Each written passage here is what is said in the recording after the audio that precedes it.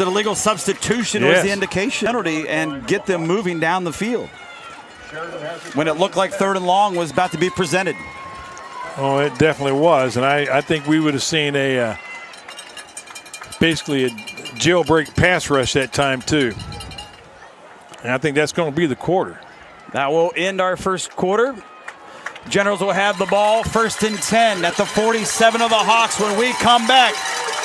Lots of scoring in this one. So if you like offense, unlike you, Doug, you like how this one's going through one quarter. 12 minutes in the books on the South 60 Films Game of the Week playoff action presented by Community Bank. Back with quarter 2 right after this. Friday Night Lights are back. So is the Community Bank. Our local teams have conditioned, trained, and prepared to make this a special season. You can help by coming out to support your favorite team and being a part of the Friday night experience. The Community Bank is proud to be the presenting sponsor of the MBL Football High School Game of the Week.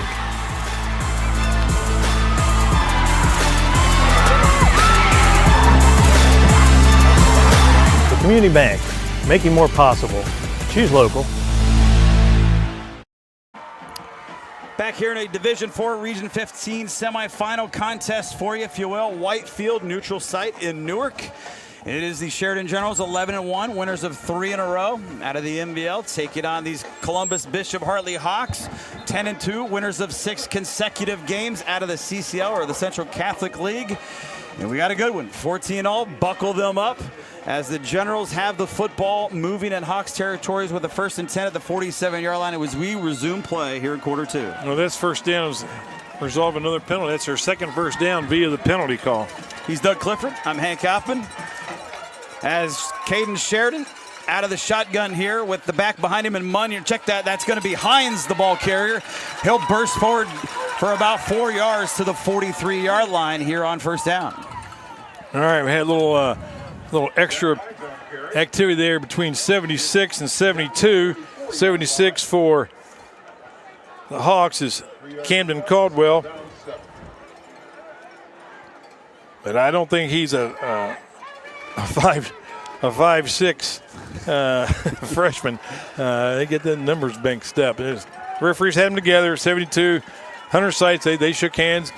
Everything's going back to normal. 76 is a nose man. He's no freshman. 2nd down and 7 after a gain of 3 by Hines. Oh, he's open.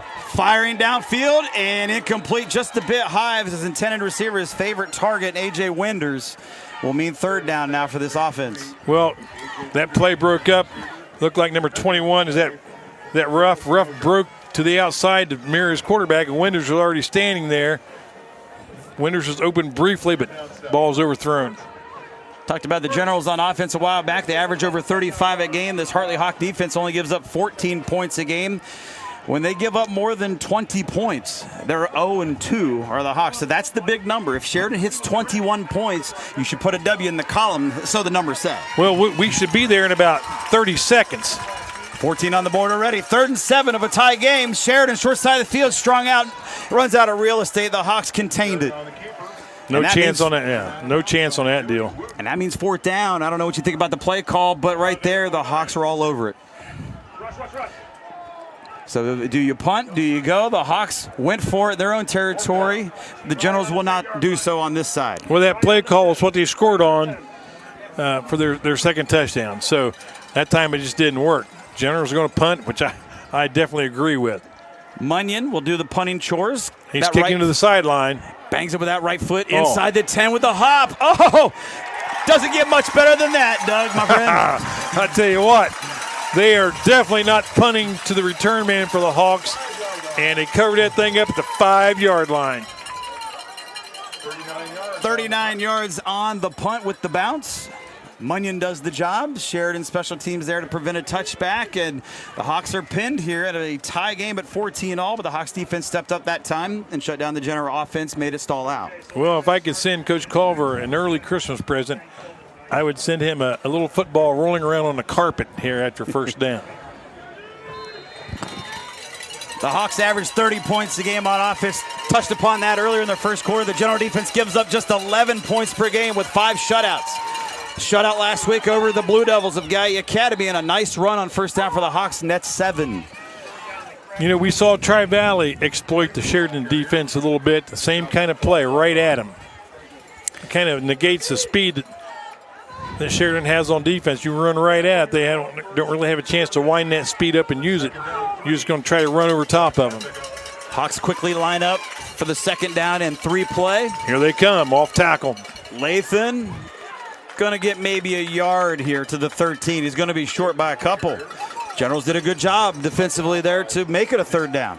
Well, they'll have to tell Ben Fox about it because he got pancaked about 12 yards down the field, knocked his helmet off, so they're taking him out of the game. 72 coming in. Hunter Sykes to replace him. Huge play for the General defense. If they can get a stop, get the ball back, have a chance to go back up. 3rd and 2, crowd getting into it. 10 minutes left until halftime. 10 seconds on the play clock. They have plenty of time to get this off. I formation look, actually 3 backs, powerhouse look, 1st down easily, flags come in, and that could prevent a 1st down run, which was about 10 or 11 yards. That looks like a classic holding call to me.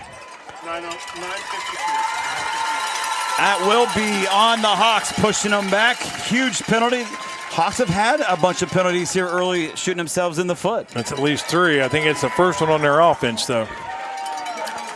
They'll replay that 3rd down, 3rd and much longer now for Hartley. Well, Coach Culver's father, Paul Culver Jr., he owned the wing T offense. I mean, he could stop it, and he thought it was the most illegal offense in the world. He said, they hold on every play, Doug. I don't know, Paul. They caught it there on that last one. They did. 3rd down and 8 after they mark it off half the distance. Big play for the Generals. Got to get to the 15 to keep the football off your Hartley. In motion to the left, pitch left, Latham cuts inside or tried to, and now he's done. He's going to lose yardage. Fortunately, forward progress will say it won't be 2 points or it was a safety. I tell you what, that was a great job by the defense that time. Because Lathan, I don't know what the play's designed for. But you better be ready everywhere. That time they went off to the outside, Generals were there waiting on him. But he's liable to cut that thing back on anything. So they got to maintain leverage on this guy, but we're going to see the rare punt from the Hawks right now, and their punter is about a yard from the end line back there. Well, Lathan showed the ability with a cutback and his speed with a 54-yard touchdown run, which tied the game up. Like you said, a line drive punt. Fielded at the 36. Winders, look out. He's got wind. 15, he could be gone. 10, 5, touchdown, maybe. Let's see. He dove for the pylon, but he's just going to be denied the TD. Oh, the classic 6-inch line. Boy, Winders really took off with the wind on that return. I'll tell you what, that was a line drive punt. And I looked, as soon as I saw the ball punted, I looked to see where Winders was. It went right to him. I thought, man, don't signal a fair catch on this one, big guy. Crap. He was gone. Back and forth we go in this classic playoff game, it appears, here in 2023 between these two juggernauts. Great job by the Sheridan Generals return team. No clips. Look at his double team block, the point of attack down the field. Great job down the field. Looked like number 5, but I'm not sure that knocked him out of bounds. They will mark it at the 2. 1st and goal for the Sheridan General offense, looking to get that lead back. You know, this is kind of shades of last week when we saw West run a kickoff back to the 1 and couldn't get in. Yeah, West was denied. They were denied scoring whatsoever in that game at a 24-0 loss. Not here we this go. time. Generals score right here. A 2-yard touchdown run. It's Zach Hines getting in the act, the senior, for the score. I tell you what, the field doesn't get much shorter than starting at your own 2. The Generals took advantage of that right at him. So Hines finds pay dirt, his first touchdown tonight. Sheridan goes back up 20-14. You know, he chipped in 53 yards last week in the win against Gallia, 93 yards 2 weeks ago against Morgan. He's that complimentary back that some teams may forget about, but you won't when he gets the rock, and Hartley found out there. That Extra kick is point, blocked. though, is blocked, like you mentioned. Could it come back to cost Sheridan later? Dominic McKinley's kick was blocked. It looked like a low kick to start with and had a little bit of penetration. It was enough to get the thing blocked. So Sheridan gets the high with the touchdown off of a nice punt return by Winders, capped off by the Hines 2-yard run up the middle. The extra point blocked. So, you know, a little deflating for a moment, but you have the lead and the momentum back in a seesaw affair here in 2014. Well, you know, I guess we don't have to stop the game. They don't have 21 now, Hank. But they're as close as 21 as they can get. Well, I'm anxious to see where this ball's kicked. They've kicked the ball to number 2 every time. He's over there on the left wing of the return team. They've grounded that ball every time to him. Obviously, they don't want those guys deep to get a hold of that thing. Score update as well. More points on the board elsewhere. Steubenville, the Big Red, have gone up by a digit, 14-13 over the Braves of Indian Valley. Keep you up to date throughout the night with that score. Obviously, this one, you got pinball machine scoring happening right now at this rate. Well, you know, when you get to week 13, you're not playing anybody bad. You know, those that part of the season is long gone. Everybody's good from here on out. Still 8:32 left to go until intermission here at Newark's White Field. So exciting to be here tonight. A typical fall night weather-wise, 50 degrees. We had the clock go back last weekend, so darkness set in at kickoff as Hartley takes his short return out to about the 34. All right, that was number 9, so I'm going to finally say his name correctly. Marcus Moore, good job on the kickoff return to field that thing cleanly. Giving the Hawks a chance to start the ball at their own 34. And with 8:27 left in the first half, we have time for, 6 or 7 more touchdowns. It seems like at this rate, doesn't it? The Hawks will come back out on offense. 2 receivers to the left side. 1 on that right side, coming back around the quarterback and getting the pitch to the left. Trying to get blocks, turning upfield, sideline run near that marker. On that far side of the field, he may have it at the 45. A key block that time. I didn't see who made it, but it was Justin Munyon was the guy who got blocked. He got sealed to the inside and gave up the sideline, and that's the result. It was Bryson Winbush on the carry, a complimentary contributor out of the backfield this year for the Hawks. Very good athlete, good player. Picked up 11. First time we've called his name tonight. It's been Latham pretty much throughout. Yep. 5-man front, 3 linebackers right behind him. Looking to pass, 3-step drop, downfield, blew the coverage, and Winbush, he caught it! A diving catch inside the 25 as he points first down. I can't believe he caught that ball. That Ryan Perry? Yep, that's Ryan Perry, actually, the receiver, number 5 for the Hawks. I mean, he is their leading receiver on the year. That's full extension. He caught that thing with his hands and brought it in. Great catch. Great call by the Bishop Hartley Hawks. 34 catches, 663 yards, and 6 touchdowns on the year coming in to this contest for Perry, and he makes a big one. So with the Generals in basically a 5-3 defense, they were in man-to-man cover, and that time he got behind his defender.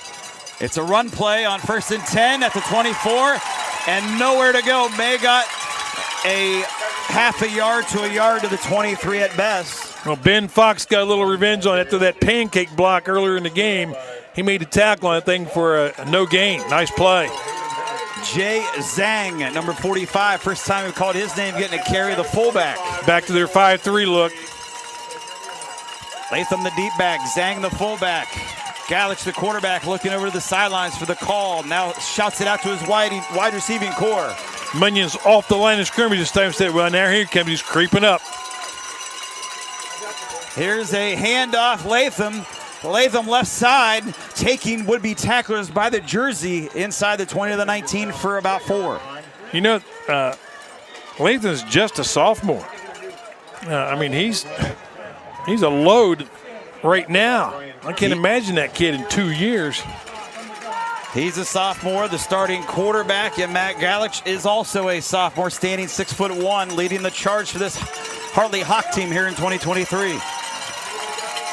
3 receivers, 2 to the right side. Out of the gun is Galich, the quarterback. Latham to his right. Gonna hand it right to Latham. Big hole created, and by that line up front, he'll get the first down with ease to the 10 on a crucial 3rd down and 5. Boy, that was some great blocking. I hope we can get a replay on that one. That was just perfect blocking. We have a flag down. So let's see if this play stands. It's sitting at the 13. The Hawks are pointing at the Generals, and they're not going backwards. Oh, man, they're moving that up. So this is going to be tacked on after the run to the 10. Face mask moves it 5 more to the 5. So here you go, 1st and goal for the Hartley Hawks, marching down the field looking for the equalizing score and maybe the lead with the extra point if they are able to do so. Stacked formation. There's 3 backs back there. That power eye look. Deep backs Latham. Quarterback's changing the play. Generals have basically all 11 in the box. Latham trying to bounce it out, cuts it in, and he's also in the pay dirt for a touchdown. His 3rd trifecta tonight. Much like Rashid Cisse, you can stop the middle. You can keep him from scoring off tackle, but they're blocking down, kicking out, and he uses his speed. Nice kick out block that time by 45 for the Hawks. Nice play. So Latham will go 5 yards for the touchdown this time. He had a 57-yarder and a 14-yarder in the 1st quarter. Well, let's see if the block PAT by the Hawks pays off here. They blocked Sheridan's extra point on their last touchdown. Tied at 20. Kick for the lead on the way. It's true. So make a note of that one. Here at the 5:55 mark of the opening half, a 1-point Hawk lead. What a game. What a game. Back and forth we go. You have 3 rushing touchdowns from Latham. All 3 Hartley touchdown runs from him. Sheridan has a variety of touchdowns here tonight. 2 on the ground, 1 from Caden Sheridan, 1 from Zach Hines moments back earlier this quarter, and A.J. Winders defensively with a pick 6 starting Sheridan scoring tonight. So the score is 21-20. But if you had to look at which team has really earned their touchdowns, it's the Hawks. The Generals have had a pick 6 for a score and a 2-yard drive for a score. So if you had to say which team is able to drive the ball on the other team's defense, it's Bishop Hartley with that edge. And you summed that up so correctly there, Doug, because their scoring drives have been 73, 54, and now 66 yards on that last one for the Hawks. Yep. Yeah, we haven't had a chance to really get into the tail of the tape between these 2 coaches.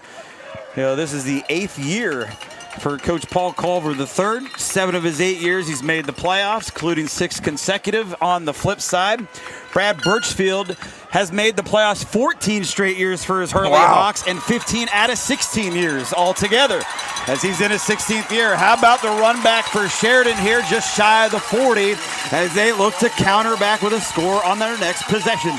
Nice return that time. Luke Link brought that thing back to the 37-yard line. Nice job. And not only that, 16th year now for Coach Birchfield for the Hartley Hawks, making the playoffs 15 times. Oh, he's won 3 state championships in 2010, 2015, and 2016 when he went back-to-back, beating Steubenville in the Big Red by 3 points each of those years. You mean he hasn't won a state since 2016? I know, right? What's wrong with this guy? Come on. Impressive resume, to say the least. Looking to get off the schneid and keep the momentum going to the Hawks here if they can beat the Generals. Here comes Caden Sheridan on an option keep. He'll take this one forward near midfield, get banged out the 48. Hopefully he'll be all right as he took a shot shy of the first down. Yes, he did. Welcome to the sideline, Caden. Well, and check that. That's going to be close to a first down run. He needed to get to about the 48, so they'll check the mark. Take another look at things on the replay. He kept his pitch option alive and right to that point right there, and he tucked it away, and he got hammered just as he stepped out of bounds. But that's par for the course. If you get to that sideline, you can expect a big hit. That's what Caden can do for this offense. Multi-dimensional weapon. He can run besides pass it downfield. 4 receivers, 3 to the right. Here comes the arm that he'll use. He'll pass it out to Winders. Comes back. Oh my. Does a little Dazaroo move and gets upfield to the 45. Maybe only about 7 yards on the catch. Was much more beautiful than that. Oh, he put that hand down. I think he did a 360. You practice that with your receivers, putting their hand down, keep going. But watch this execution: hands down, hand down again, hand down again. He put that hand down 3 times, if not 4, to keep his balance.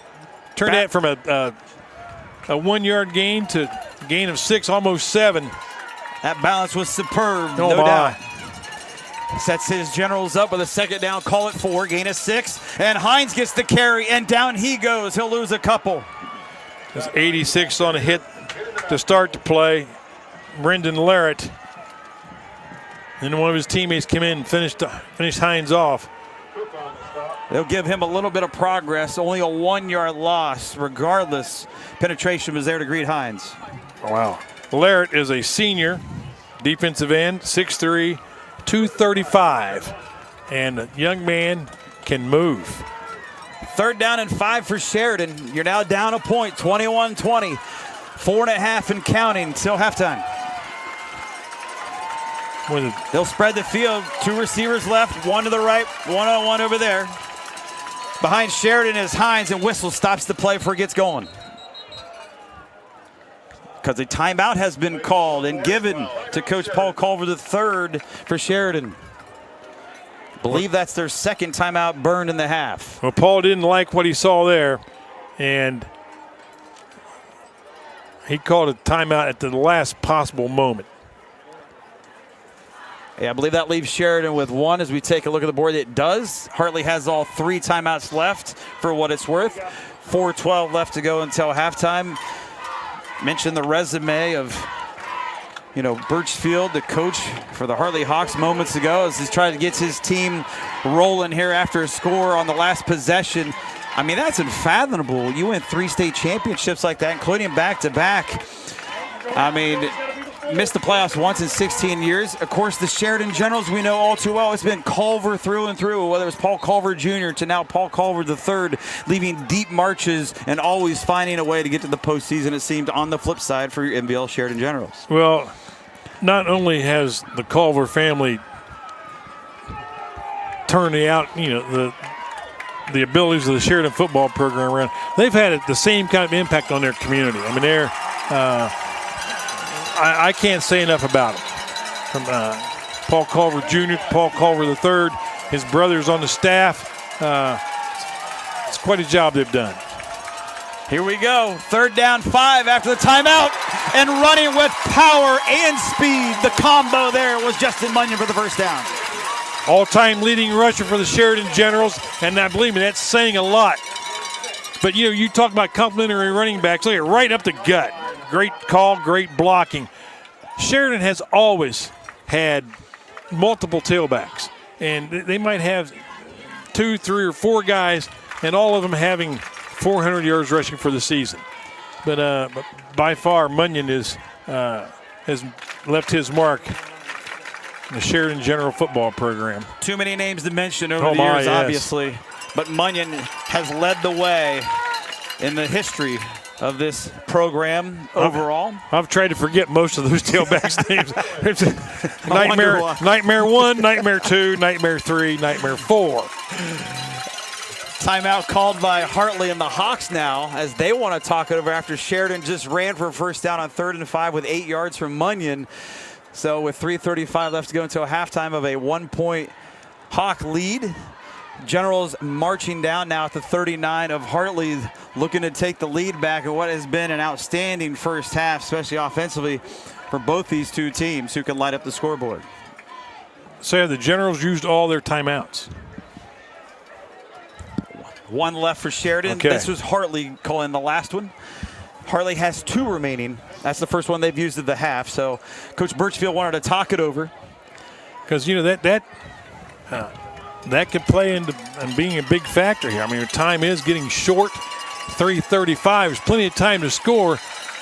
But if you have a lot of 5-yard gains and a 3-yard gain and keep the ball on the ground, that clock's going to go quickly. After the timeout, Teams line it back up. Sheridan 1st and 10 again at the 39 of Hartley. It's a fake to the back, and Munyon looking to fire left side. Downfield, wide open. Roth cut, catches it, and he could. He's just short. He almost scored a leading touchdown down that sideline. Well, that wasn't quite the catch we saw number 5 make, but I tell you what, that was a great catch. Great call, great fake. What execution. Bryson Ruff slipped behind the defense, and it was a foot race. If that ball got there, it did, but not enough on it to get him the touchdown, but it was perfectly thrown overall as we try to catch the tail end of it there on the replay. Well, it's 1st and goal at the 2. We've been here before. We have, and that was a Hines 2-yard touchdown run earlier this quarter. They're going to go to Munyon. Can he get in? He's in. Yes, touchdown into the paint for Justin Munyon. His first touchdown tonight, and Sheridan's back on top of things. What a response. That's what champions do. Both these teams are championship quality teams, and that's an example of what it means to be a champion. You fall behind, you just come right back, take it again. What a drive. At this rate, could be. Now, Coach Culver's on the field talking to the referees. He's not happy about something. So a 2-yard touchdown run for Justin Munyon is his, again, first of the night, coming off of a 143-yard effort, including a 40-yard touchdown run last week in the highlight of the win over Gallia. And the flag. And 200 yards and a 71-yard score 2 weeks ago against Morgan. The flag's on the defense. Personal foul. Thanks to our camera guy up here, Isaac. I mean, it's kind of, we got a tight little corner here in this press box. We can't really see the end zone corner very well. Isaac had a little better view of it, made that call for us. A great job that he did. You're right. As that will still mean an extra point try, though, for Sheridan. And it's they good. get it to go up 6, 27-21. Maybe a little too early to try to go for that 2-point conversion in Coach Culver III's mind. They'll take the PAT and go up 6 again. You bet. Get that 1-pointer. So I know a lot of fans are going to say, well, they scored too quickly. Well, I'm sorry, folks, but you got to score when you can, but the defense is going to have to play here for about 3 minutes and 22 seconds. And I know that's going to be – Coach Culver's staff is telling the defensive guys right now, we got to take this thing into the locker room. We want to go in ahead of this team. You are listening to South 60 Films and watching video football coverage here at MVL playoff action presented by Community Bank. Community Bank, now is the perfect time to join the Go Local movement by banking locally with the Community Bank. And again, South 60 Films is the new home for MVL football, streaming games live each and every week this season, including here in the postseason, our 3rd straight week into the playoffs. We saw West Muskegum make a run, won a game, then lost this year here in 2023, and the Generals looking to continue the march here for the MVL in the area with an 11-1 record, winners of 3 straight here tonight, and now back on top after that last touchdown by 6. Well, Dominic McKinney is going to kick that thing away from Hartley's 45-yard line after the 15-yard personal foul penalty. So we'll see how that factors in on special teams. You see the score in the upper left-hand corner, 21-13. Steubenville now up by 8 over Indian Valley as points keep scoring there. This will be a touchback, no chance at a return. And that's how Bishop Hartley will set up their offense after the touchback. Well, that's interesting that they do that kick. I would have thought this would have been the classic time to do their, knuckleball, kick that thing on the ground, let it bounce down the carpet for 40 or 50 yards and see what happened. Force Hartley to run the ball and use some time, but they kick it deep. Going to give Hartley 80 yards to negotiate, retake the lead. That last scoring drive by the Generals was their best offensive march of the night, 62 yards for that score. Highlighted by that pass to Ruff. And it's a first down run left side. Oh, and nice tripped tackle. up down low, where that could have been a much bigger play on the ground. Instead, just 1 to 2 yards. Sean Griffey got a big paw on the running back and knocked him down for a 2-yard gain. Keep that clock going. We're going to be under 3 minutes before this ball snapped again. 2nd down 8. You've mentioned Griffey's name a bunch of times before in many games we've covered with Sheridan throughout this year. Comes up with a big stop there. 2nd down 8. They call it under 3 to go until halftime. Twin receivers to the right. Offset eye in the backfield. Crouching under center is the QB once more, and he's going to be a throw. Passing, got his man. 25-30, down the sides, 35-40, and out of bounds calmly at the 45. Gaelic on that connection did a nice job finding his running back. Yes, he did, and the Sheridan General in the secondary gave up the sideline. Let that man get outside of him instead of keeping him boxed. And check that, they'll list him as a receiver. Bryson Winbush, technically, his second catch. He's had a couple of good ones. That was Winders, come up, took a poor angle on the tackle. The receiver got around him. Play goes for 17 yards on that connection from Gallic to Winbush. And Winbush did a smart thing. He knew he was cut off. He got out of bounds, stopped the clock, saved the timeout. Here we go, run up the middle. Short gain, and the Generals stack him up as he crosses over the 45 to the 46. Latham bottled up on that carry. Let's see how Hartley handles the final couple minutes that they hurry things up. Well, they're just going to line up. They're getting a signal in from the sideline. 2nd down and 8. They take their time here. They are probably going to try to hold for the final possession of the half, the way it's going. We're at the 2-minute mark right now. Clock running. 3 receivers.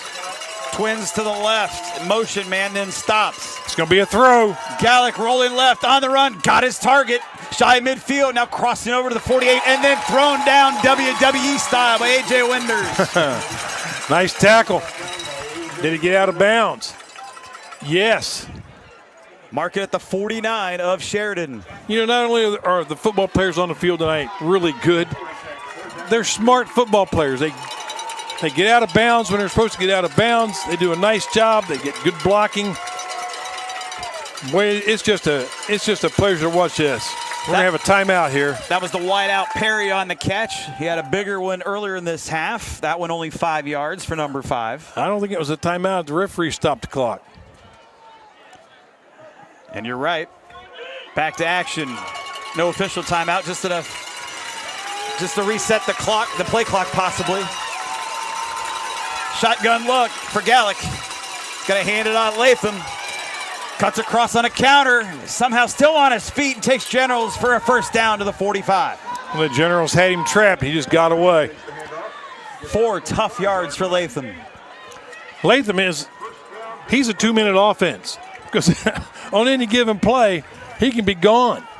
You don't have to throw the ball down the field when you have him in the backfield. 1st and 10 for set of downs after that run play by Latham. Fake to him, rolling right. Gallic looking to fire, does so. Incomplete, low of his target, who caught one moments ago in Winbush. Well, this is no time for the secondary to fall asleep for Sheridan.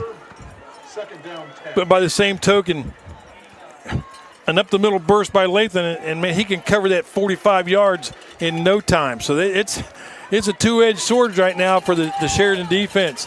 1:23 left in the half. Gallic had thrown for 894 yards, 8 touchdowns, and 2 interceptions, so he doesn't pass for a lot, but when called upon, has been pretty efficient. He'll hand it back to Latham. There's flags in the backfield as Latham is dropped for no gain. Well, I see the Generals pointing toward the Hawks. The flag went down. If it's not on the Generals, that's a big play. May have gotten 1 yard, but the penalty is going to push back the Hawks. Holding the call, minute 19 left to go until the break. That's a big one. Generals would love nothing more than get a stop, obviously, right here as they hold on to this lead.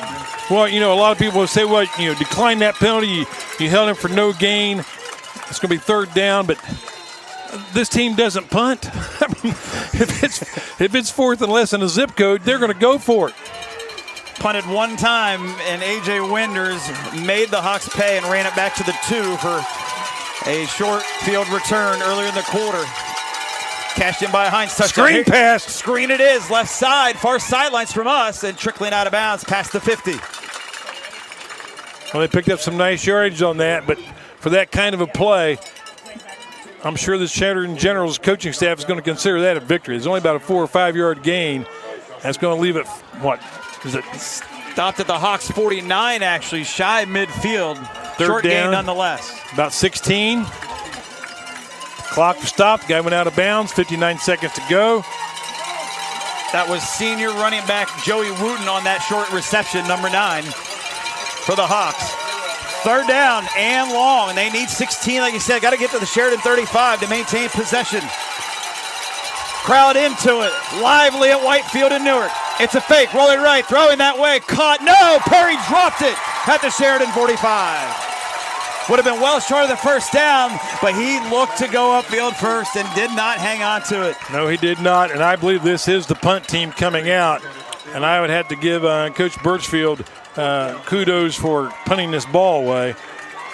This is no time to give the Generals a chance to go ahead 2 scores. The Generals are going to get the ball first in the second half. They can make this a 2-score game if they take care of business on this punt. That's what made it much more vital to get the defensive stop right now, Doug, as you point out.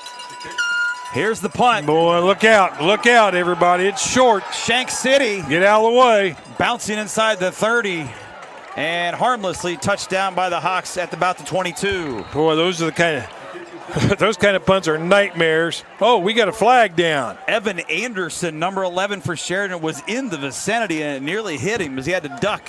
I think we're going to have a sideline warning on the Generals. That is the case. Coach Culver and a few of his players were, they thought one of their punt guys was held or whatever, and so they got a little excited about that, and the referee said, if you get excited, it's a warning. And so, 1st and 10 for Sheridan. I don't think I can take it. You know, I haven't coached a game since 2003. It's been 20 years. Just a few decades. And my heart is going about 900 times a minute. Coach Culver, please take a knee. I don't think I can take it. You're back at your own 22-yard line, and look at the Generals just going to put a knee on things and play it safe to go in the locker rooms with the lead. Knowing that they get the ball first to start the second half. The call here by Coach Paul Culver III is, again, be conservative, but be safe and smart about it. No, that wasn't a call to protect the lead. That was a call to keep me alive, Hank. I have a direct line to Coach Culver, and he heard me say it. He knows my heart can't take it. Sheridan will have to do it again. They have to run one more snap, it appears. Well, let's check the – nope, they do not, actually. Game clock is under 10. It's about 14, 4-second differential between the game clock and the play clock. That's it in your half right there without taking a snap. It will. Here at Newark's Whitefield. All they got to do is do it again. It's a shootout this go-round between these two teams. The Generals of Sheridan 27. The Hawks of Columbus Bishop Hartley 21. Far cry from a 10-6 Hawk win 3 years ago in 2020. Doug, it's been an exciting first half, a lot of touchdowns to say the least. In this one, we expect more fireworks in the second half. Oh, yeah.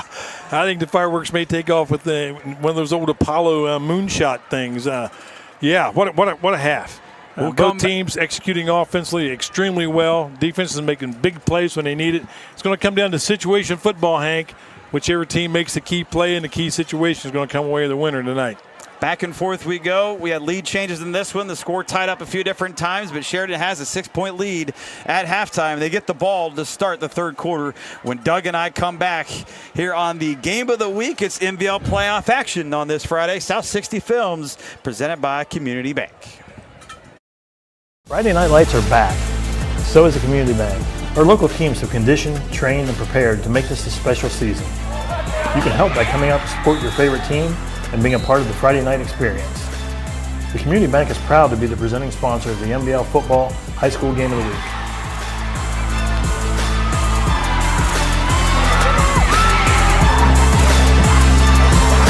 The Community Bank, making more possible. Choose local.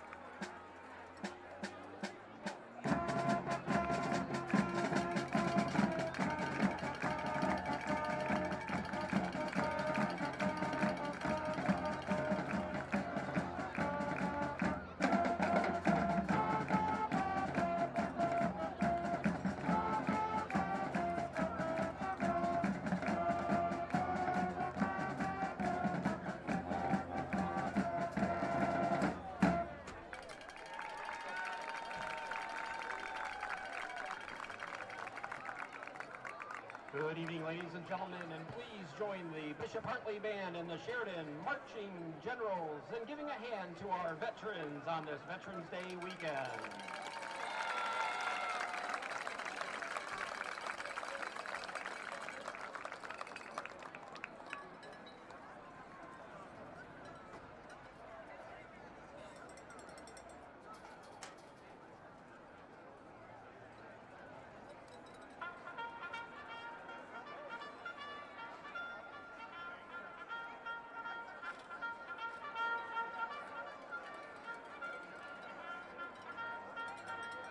Good evening, ladies and gentlemen, and welcome to the Sheridan High School Marching Generals halftime show. We dedicate tonight's show to our biggest fans and supporters, our band parents. This season, the band has performed over 20 different songs in our halftime shows. For tonight, we think of our parents and allowing them to choose our favorite songs from throughout the season. We'll start off with a song from our Bruno Mars show. Here is Uptown Funk.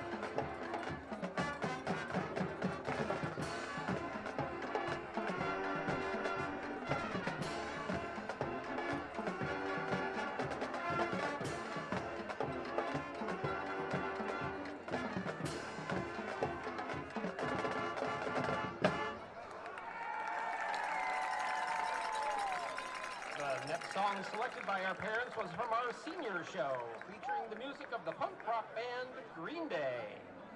Most of the students in the band were not even born when this song came out in 2004. We hope that doesn't make you feel too old. Here's American Idiot.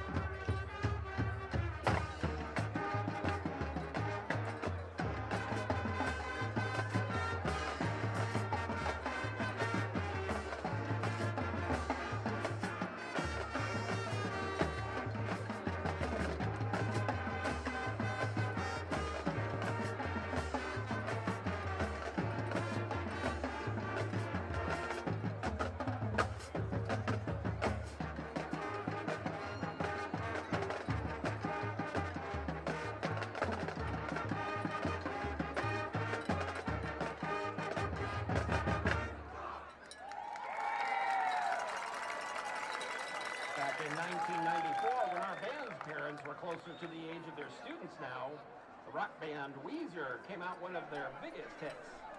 Here is their song titled after the famous 50s rocker, Buddy Holly.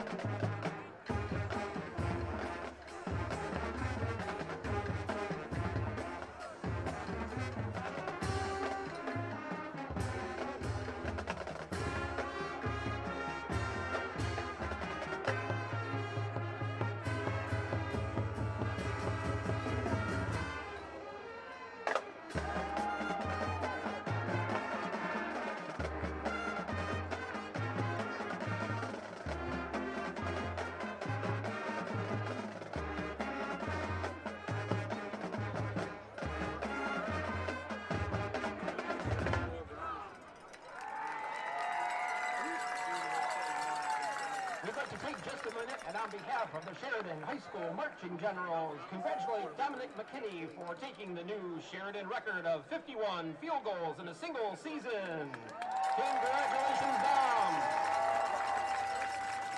Now, back in the 1980s, that was a fantastic time to be a kid. No cell phones or internet, just playing outside, watching movies with friends, and listening to great music. The music video to our next song is generally considered the best of the 1980s. From our Halloween show, here's Michael Jackson's Thriller.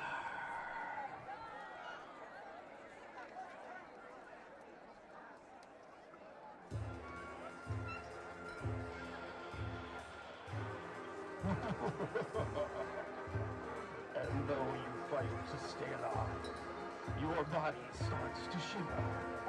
For no mere mortal can resist the evil of the Thriller.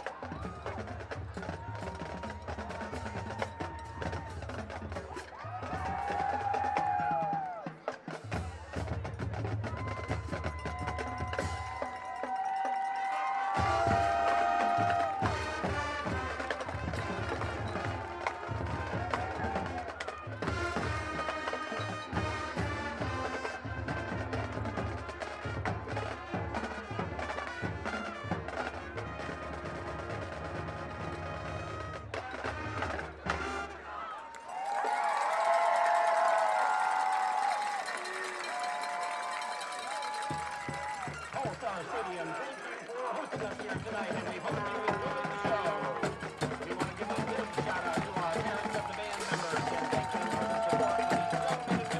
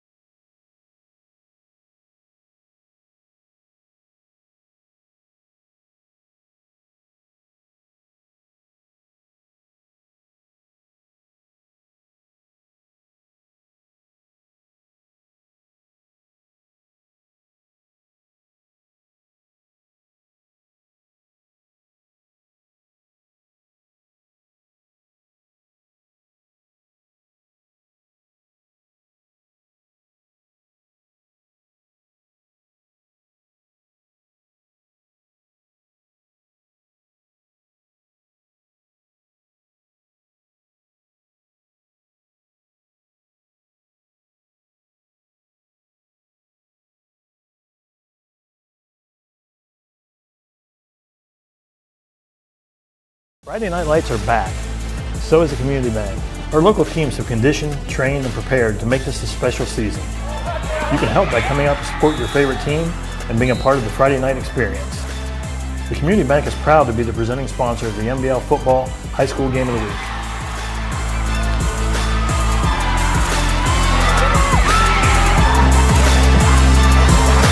The community bank, making more possible. Choose local. Back here at South 60 Films, MBL playoff action presented by Community Bank, Division 4, Region 15 semifinal game at Whitefield in Newark. And Doug, we got a great one as we roll into some highlights. Sheridan up 27-21 by 6, but it was Bishop Hartley getting it started first on a Robert Latham 14-yard run right here. Well, he's everything we heard he was going to be. He's a sophomore and he's over a 1,000-yard rusher. A.J. Winders got Sheridan on the board defensively with an INT for a score. That was a great play. He read that thing all the way. That made it 7-all. Sheridan would take the lead 14-7 when the quarterback, Caden Sheridan, would run it in here from 6 yards out as we get ready to start the second half here in a moment. The Generals would end up rolling up to a 27-21 lead at the half. Justin Munyon scored the last touchdown of the first half from 2 yards out to give Sheridan the lead back. 3 touchdowns, all 3 by Robert Latham for the Hawks. Here's your return to start the third quarter. The Generals taken down immediately off the return shy of the 25-yard line. Thomas Williams, good ankle-biting tackle, as my defensive back coach Chris Boffman would say back in the day. And so the Generals will have poor field position offensively here to start the second half. They ended the first half with a bang. Again, they went 62 yards on a scoring drive with 3:22 left until halftime to take the lead back after Hartley had taken the lead away from them a few minutes before that. Justin Munyon had knocked it in from 2 yards out. You had Zach Hines with a 2-yard touchdown run as well in the second quarter for Sheridan's second quarter points. And Caden Sheridan and A.J. Winders had touchdowns in the first. 4 touchdowns for Sheridan, 3 offensively, 1 defensively. And look at Justin Munyon go right here, twisting his way past the 30 and Mura, first down run. You know, a good defensive coordinator would tell you that should be in about a 2-yard gain. Nice effort by Munyon that time. So back and forth game we had. You take another look at the Munyon run. Hartley scored first. You saw a few highlights where A.J. Winders, tied it up on an interception return. Then Sheridan took the lead back 14-7. It was 14-all at the end of one quarter. Generals go back on top 20-14. Remember that extra point blocked after that Zach Hines touchdown. Then Hartley took a 21-20 lead before Sheridan took the lead back. Seesaw affair in this one as Munyon, they go back to him for a second straight run to start the half and get a first down. Looks to me like Coach Culver has decided to take control of the line of scrimmage here with the running game. I think he saw Munyon kind of take a tough hit that time. He got up a little slow. He looks okay, but looks like Hines has come in for him for this next play. 1st and 10. Yes, Hines is in the backfield. Munyon leaves with a couple carries, dozen yards here to start the quarter. He'll be the deep back behind Sheridan. 4 receivers. The rough come in motion from left to right. Hand it to Hines. Explodes straight ahead. And that was it, as he only gets a yard, maybe 2 at best near the 38. Boy, big number 76 in there, the nose tackle. He is just pushing offensive linemen back into the backfield. Oh, he's a big guy.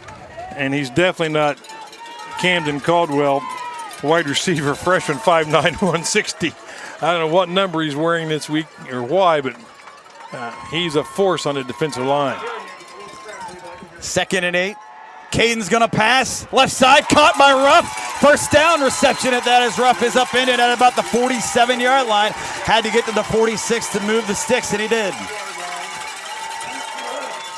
Well, Sheridan didn't move his feet. He took that snap and threw the ball. I mean, there was no waiting. That was a timing route.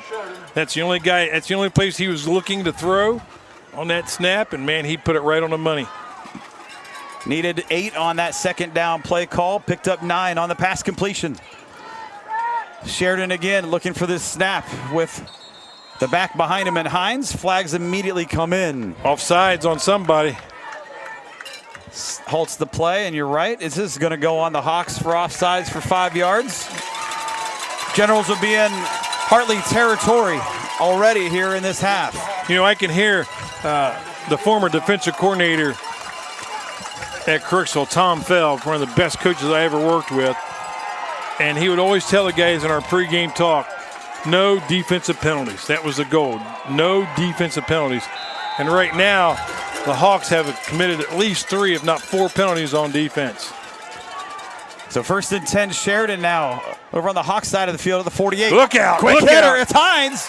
And Hines gets about a half dozen more to about the 42 before he's taken down by a pair of defenders.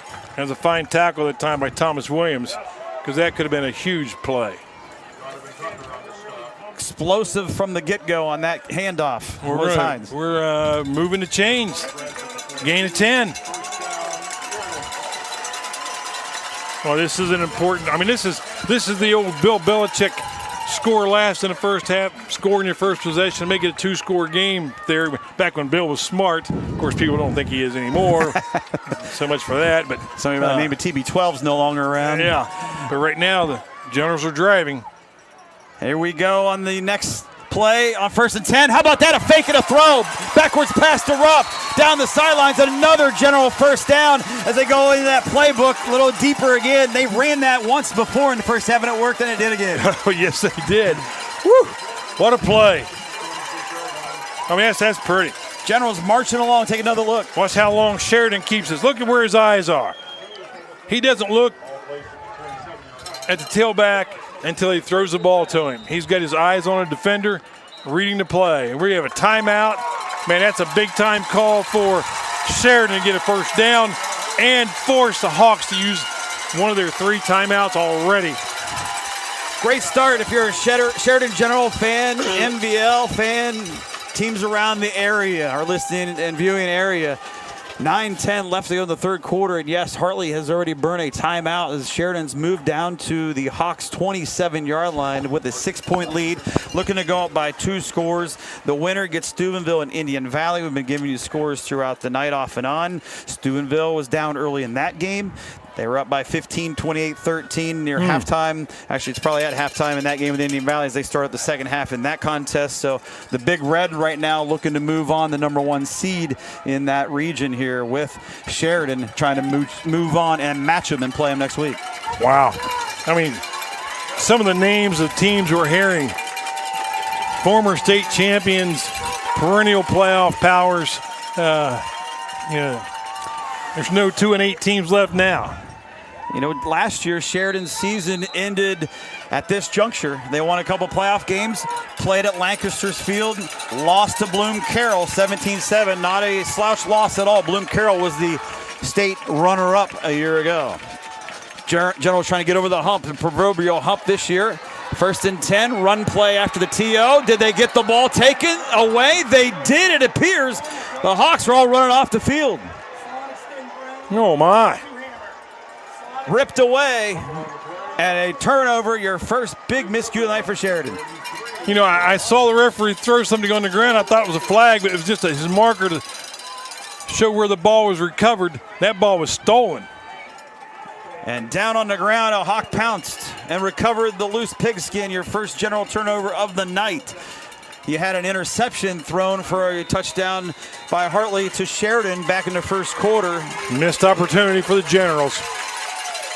So it appeared the Generals were going to take maybe a 2-score lead, but turned aside with a turnover. Now on offense come the Hawks, and they're bottled up, contained for a short gain on first down. Couple yards on the run play, and you know Sheridan's going to do their best to key on Robert Lathan. Well, you know, you can stop him on that play and think, okay, we got this thing figured out. And then they can go to him the next time, and it's look out. All right, second down, about 8. See if the Hawks go back to the run game again. Worked pretty effectively in the first half. And they will pitch it, but it won't be Lathan. Left in, strung out, will not get the first down on the run, but did get some yards, getting closer on second down, making it third manageable for the Hawks. Winders got cracked on that time and got sealed to the inside. There's a seal block right there by number 27, it looked like. Good blocking at the point of attack by the Hawks, but there's just a minimal gain. I mean, 3-yard gain. Bryson Winbush got the pitch. He's had that play call a few times in this one. They tried it again, didn't work so much that time. Only picked up 3, third down, 5. Sheridan defense crowd on their hands as they are near us here in the press box at White Field. Run, cutting right, up the middle, nowhere. Maybe a yard, well shy of that first down. Boy, that's exactly what Latham did in the first half. He'd go to the play site. It's supposed to be a power off tackle to the left. He saw it was plugged. Watch him cut back. He looks at it.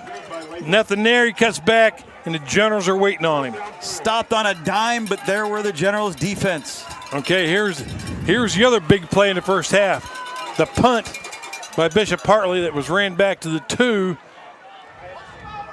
by the Generals. What we got here now, the timeout by the referees. Clock stopped with 7:51 left to go in our third quarter, near the midway point. Still a 6-point Sheridan lead as they hang on at the moment. Well, it looks like an equipment issue for number 50 or something. They sent him out of the game. Obviously, he's not hurt. Ryan Perry set to wait the snap to punt it away. Sheridan has a return man at the 31. I think Sheridan better be aware of a fake at any time by these guys. Another line driver. Off the bounce. Nope. Winder's going to let this one go. Good call. And it will be touched down at about the 38-yard line. So the Generals will get the football back. They turned the ball over on a fumble there, Doug.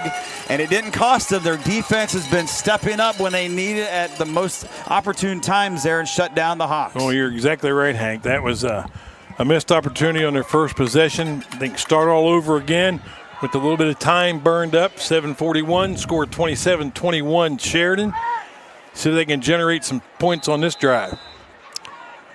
But that punt looked like a Tiger Woods chip shot. It hit the ground and it didn't go anywhere. The Generals will take it. Pretty good field position here to start their next offensive series. Sheridan telling his guys where to line up. A little confusion there by the Generals. 3 receivers, 2 left side. Ruff coming from right to left on a wheel route. And looking his way. Nope, going deep for Winders. In traffic and incomplete at the Hartley 32. Boy, great coverage that time by number 2, Fidelis Amoja. Wow. I mean, he was right on it.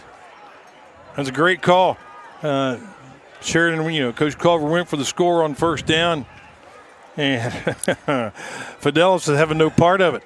So a very aggressive play call to start their second series on offense here in the quarter. Didn't work. Had one-on-one downfield and blanket coverage. See what they do here and dial up on 2nd and 10. See if we see Munyon up the middle. Is that Munyon or is that Hines in there? You got Hines. It's Hines up the middle, and he's going nowhere. Ooh. Zach stacked right at the line of scrimmage at the 38 as the Hawk defense penetrated with ease. When 86 comes across the line, who is that guy? I've called his name. Brendan Larrett. When he decides to come across the line to the inside, nothing good happens for Sheridan. I mean, he closes the thing down. They can't, I don't know if they're using zone blocking. They probably are. And whoever was supposed to pick him up did not. And this defense of the Hawks is led by senior lineman Donovan Davis as well. He's a Central District Division IV Defensive Player of the Year. He can cause havoc as well for Sheridan. Let's see if the Generals get it on track on 3rd down. Well, I think they're off sides. 4 receivers looking to fire away. Got Winders. Get the first down. First down. 45-40 of Hartley and out of bounds inside the 40. Boy, somebody on the defensive line for Hartley got a rocket start. I thought sure they were going to call him offside, but they did not. You'll take another look at it. Great protection back there to wind up that right arm for Caden Sheridan. He found Winders for the first down. I think that's what Sheridan's going to have to do. The team, Coach Culver's team, is going to have to do those kind of plays. I don't think they can make their living just pounding it up in there every play. Those pass plays they were throwing, definitely keeping the Hawks honest. And that was a big play for a first down. 24 yards on the play from Caden Sheridan to A.J. Winders as now they go back to the ground game. Short side of the field around the right end. Maybe a yard or 2. Dirty laundry on the ground. That was a late call that time, but I think they're going to call holding on the Generals. Hanky down at the 38-yard line at the line of scrimmage. To see if this will back Sheridan up. It appears they are guilty, and they are. And there's your indication down the field at midfield. Chop block. How about that? Oh. You don't see that too often? A little too low on that. Cost Sheridan big yards, 15 yards on the penalty. Well, I just heard one of the coaches from Bishop Hartley next door to us here in the press box say that they called that on a running back or a slot back down the field. It wasn't on one of the linemen. So that's not official, but that's what the Bishop Hartley staff in the press box said they saw. And regardless, it's a 15-yard penalty. 3 receivers for Sheridan, 2 to the right. A lot of movement back there. And getting the carry and firing forward up the middle is Hines past the 50, back into Hawk territory at the 47. So he gets some of the penalty yards back, about 5. It's still second down and nearly 20. The Generals got deep into Hartley territory on their first possession here in the third quarter, but fumbled it away inside the Hartley Hawk 30. And then the Hawks had 3 plays and out, had to punt on their only possession offensively. This is possession 2 on offense for Sheridan here in the third quarter, under the midway point. 6-point lead. Look at a pass. Sheridan's got him in, incomplete, as he was looking for Winders again, his favorite receiver all year long. Well, had that been complete, that would have been was Fuller, and he was all over that. He would have made a tackle probably immediately. It would have been a short gain. Third down and long. Well, you don't want to make a mistake here. You don't want to get a quarterback sack for 10 yards here, end up punting the ball from your own 35-yard line. 4 receivers for the Generals. The call 3rd and 19 officially at the 47. Got to get to the 28 of the Hawks. One lone back is Hines out of the backfield to the left. Sheridan looking downfield, past the middle of the field. And let's see, did he hang on or a bobble? Did he sustain possession with the hands at the 34? They say catch. They say he come down with it. Evan Anderson with the catch, but they're going to be short. No. Unless it's reversed. One referee said yes, and the next referee said no. I mean, you get a good look at the replay there. At the tail end, it looked like he couldn't hang on with the 2 hands as it did hit the turf as he tried to sneak it in. Well, he did what all good receivers do. Hold it up and show the referee. Say, yep, here it is. Unfortunately, it was overturned. Well, the Bishop Hartley coaches in the press box are telling the guys on the sideline to tell their deep men to catch the ball. Heavy pressure on the punt by Munyon. Fair catch. On 4th and 19. He bobbled it. And Sheridan's going to get a scoop and score. Touchdown. A.J. Winders, yes. It's going to come back, Hank. That's you cannot advance it. That's right. Yep. So hold on. Not a 2-score game here at this level. If that guy touched the ball, it's Sheridan's ball at about the 10 or 11-yard line, somewhere down in there. Fair catch indicated. You're going to get a great look on the replay right here. Perry backtracking.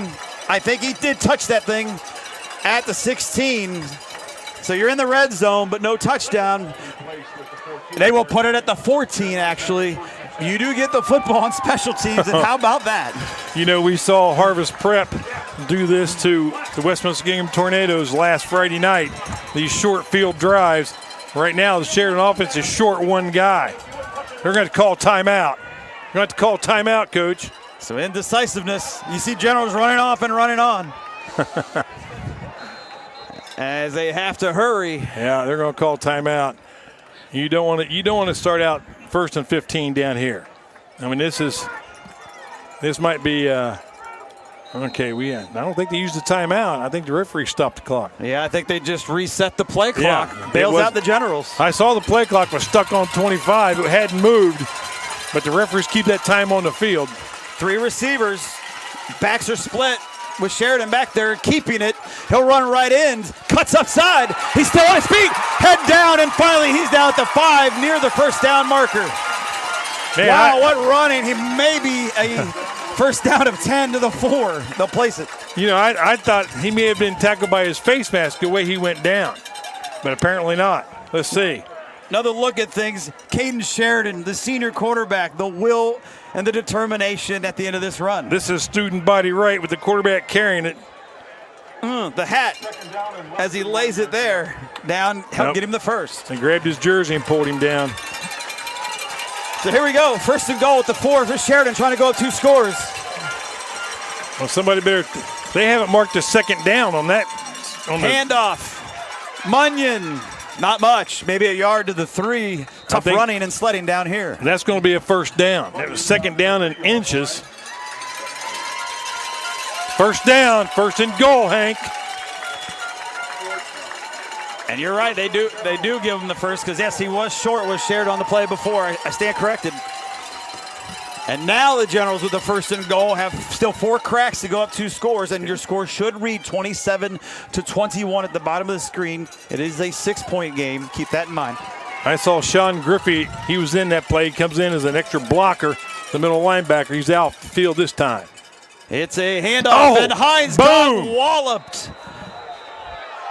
And a flag comes out, too, with that hit. I mean, here we go. This is football, they would say. Looked pretty legal. Obviously, we want Sheridan to pull through for you. As Hines got whacked. But this might be a penalty on the Hawks. Hines got whacked, and one of their linemen got whacked as well. Number 76 just drilled him. But I have no idea what the penalty is. Coach Culver, get off the field, buddy. Your eligibility's up. The guys in the stripes getting together to confer. There's 3 of them there at the 3-yard line. Okay, here we go. Watch for the signal here, Hank. They don't waste much time giving it. I know that. Oh, they're marking it off on the Generals. So the hit, very legal, was not due to the hit. Still haven't gotten the indication from up here as you look down as well on the screen. There it is. Looks like false start. Legal formation, technically. That's what's costing Sheridan penalty yards here. All right, well, the good news is it's still first down. You just have to go 8 yards now instead of 3. So replay first down. Like you said, they'll mark it off. Better go, Coach. You better get him in there. Placed at the 8. After a high-scoring first half. Coach, no points in this third quarter so far. Taking a lot of time here. It's a lot of time. They're going to cut. And they don't even have enough guys on the field. There we go. Personnel changed as you see Ruff runs off. They got to hurry to get this playoff in time. Jacob Householder runs on. First time he called his name, number 18. Lively crowd here at Whitefield in Newark. Option play to the left. Keeper by Caden. And that's a wall of Hawks there to greet him for no gain. Another flag has just been thrown at the end of this one. That's a dead ball foul. So let the officials sort this one out again. Getting busy as it gets a little wild here at the end of the third. Well, there's only one guy from Sheridan there, and he's getting pummeled. That was the quarterback, and there are about 5 guys for Bishop Hartley there. The odds are against the Hawks on this call. We got personal foul. You called it. Dead ball, personal foul. Half the distance, first down at the 4-yard line. Teeter-totter right now. Penalty yards one way, penalty yards back the other way. Although it may be second down because it was a dead ball foul. So let's see if they do fix that. I think you're right there, Coach. Put it at the 4. Well, we have. Yeah, it's second down. There we go. Yep. Chain guy finally got up to snuff. The dead ball foul happened after the play, so the play counted. Now what? More flags fly. It's a broken record all of a sudden with flags. So it'll be second and goal at the 4, at least there for a moment. Well, the Generals don't look, they just don't look with it right now. They've taken an amazingly long amount of time to get plays in. Sheridan runs in with a play, and all of a sudden somebody else bolts from the sideline and runs in at the last second. So they just haven't been, good idea. Call timeout here and catch your breath. This is the game-winning drive right here if they can get it. Trying to go up by 2 scores of the Sheridan Generals. Their first offensive possession looked good. They got inside the 30, coughed it up, fumbled away the football. Hartley gets it. Hartley has the ball on offense for only 3 plays so far in this quarter with just about 3 minutes left to go in this third quarter. They had to punt it back to Sheridan. Sheridan's gone down the field again, threatening for points to go up by the 2 scores. And here we are in a penalty fest all of a sudden, slowing the game down. Well, the Hawks offense has done nothing. Really, like you said, 3 plays. But their defense, I mean, the Generals got that ball inside the 5-yard line, but it's been backwards ever since. They are not going to give up a score easily here. And now it's 2nd down and goal from the 9. You can't get any farther away than in a goal situation than 2nd down and 9. So the Generals here, they have got to get this thing all on the same page. Right now, that's the most unorganized they've looked all night, Hank. I mean, I'm even unorganized trying to describe it because they've been a machine all night, and I'm sure the Hartley Hawks have had a lot to do with that. So here we are at late stages, 3rd quarter, Whitefield and Newark. Division IV Region 15 semifinal game. Sheridan up 6 after the timeout called by the Generals. Now they have 2nd and goal at the 9 after the latest penalty. Here's some violent young men on that defensive line for the Hawks. Back split in the backfield, motion to the left. Caden Sheridan's going to hand this one off in the belly of the fullback, and not much. It's not going anywhere. Conservative call there, one that Sheridan wants to protect the football and come away with some sort of points, you would think, regardless how this finishes. They do have a 3rd down and goal now looming. Or do they? Did the Hawks come away with the ball at the end, or do we have a flag? What's going on right here? I don't know, but 76, I think that's a verbal mistake, and he's headed for the sideline. How many twists and turns? Sheridan's going to have the ball. We have more flags. We should expect it right now. Wow. They're going to flag on every play. Sitting at the 12-yard line. General crowd got really fired up, think it's on the Hawks, and it is. Unsportsmanlike conduct on the defense. That'll move it in just on the 5-yard line, hugging the 5, half the distance. My guess would be it was on number 76, because he's the only guy left the field, and he walked off the field. He was not a happy young man, and I think it was a verbal mistake, much like we saw last week with Harvest Prep. He's like he's still in a ball game.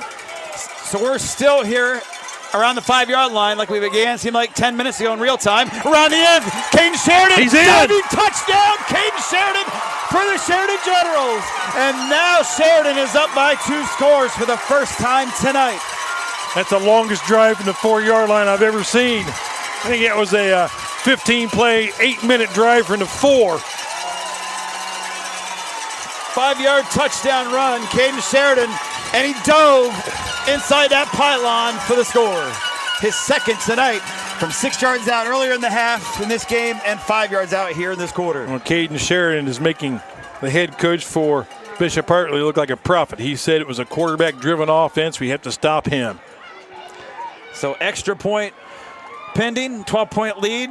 It's Whoa. A low one. Did it get over the crossbar? It did somehow. Not your prettiest of PATs. Well, that's a good thing about PATs. No matter how poor they are, they're worth 1. And it's now 34-21 Sheridan, as it's become deafening here at Whitefield all of a sudden, at least on the General sideline of things. 2:32 left in the 3rd quarter.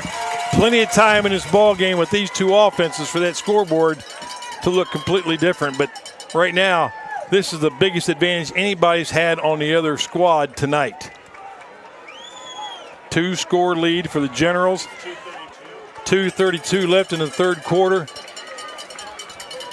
I would think right now, as a defensive coach, you tell your kids, we can't give up an easy score here. Don't relax. Don't get all excited because we scored a touchdown. You have to go out and play right now against a state championship quality team. Do not underestimate these guys with the white jerseys on. 62-yard drive again for the Generals to get the score here in this half. First points of the half night as they kick this one low on the ensuing kickoff. Still bouncing and fielded at the 26 of the Hawks. Is one of the upbacks for about 3 yards to the 29. So Columbus Bishop Hartley, poor field position after the Generals score to go up now by 2 scores. Matt Galick Looks like he's a backup quarterback, fielded that ball. And that was a toughie. So a 13-point lead for Sheridan here.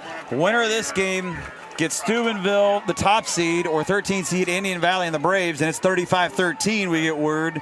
The Big Red now putting it on Indian Valley, so Steubenville appears to be moving along to play next week against the winner of this one. There's no way I'm going to talk about next week yet. Not with these guys. A lot of football left. You're right. Oh, a little inside reverse. And it's a good one for the Hawks as they continue to take the pile forward for a first down with the pushes out to about the 42 or 43-yard line. As a double handoff that time. Quarterback gave the ball to the first back. Back gave the ball to the second man coming through to the opposite side. Watch this handoff, Hank. 12 yards on the run as you take another look. There's the first one. Slow-mo second. And finding his way through that crease to get the first down was Winbush. Had a great block there at the point of attack. Someone kicked out the end man on the line of scrimmage and flattened him. First and 10. Winbush in motion to the right, looking to pass to the Hawks. Rolling right. Gallick firing towards Winbush at midfield. Knocked down, incomplete. Solid defense by Wyatt Link of the Generals. Be careful. Be careful, Mr. Link. We got guys in striped shirts that make those calls. He kind of stood over the guy and gave the no good sign. But these guys aren't putting up with much of that kind of stuff. They're called taunting in a heartbeat. Had to check the number, thought it was 8. It's actually 9. It's Braden Weaver.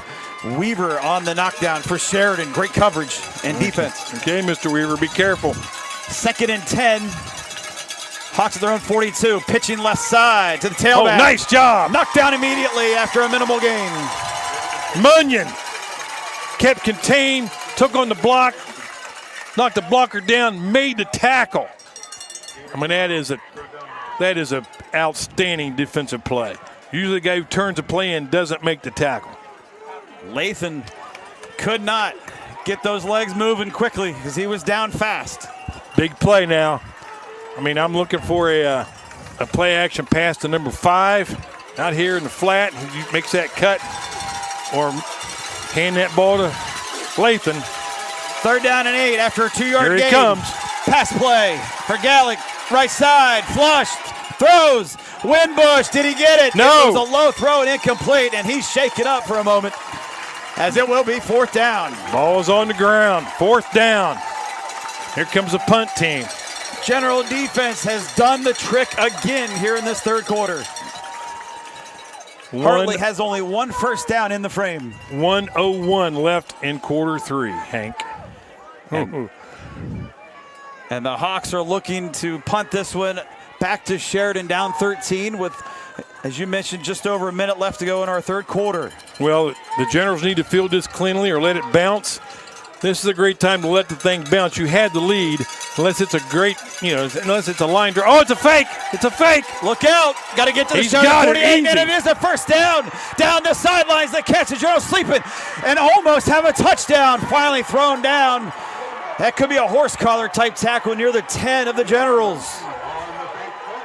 Looks like no flags. The coaching staff up here in the press box want one. We don't see it, but how about the call for a fake? Oh, man. Classic call. And there's no one over there. 9. Was that number 9 that took off of the ball? It was number 9. Look out here at the point of attack. There's no one there. Hawks. There's one guy, and he's blocked. Number 12 is blocked. It was Ryan Kuhn.